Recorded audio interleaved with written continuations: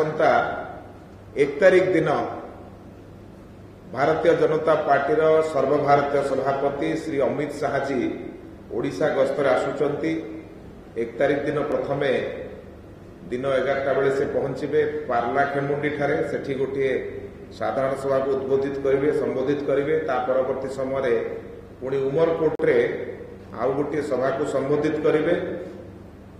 आपण मैंने आगुरी जानी 29 तारिख दिन प्रधानमंत्री जयपुर आसुचंती एवं तांकर प्रधानमंत्री जो द्वितीय सभा जोटा 1 तारिख बोली आगुरी थिला सेटा 2 तारिख दिन कलाहांडी रे हबो। तेणु 29 तारिख रे प्रधानमंत्री गोटे सभा जयपुर, 2 तारिख रे द्वितीय सभा कलाहांडी एवं 1 तारिख रे राष्ट्रीय सभापति पार्लाखेमुंडी एवं उमरकोट सभा हबो।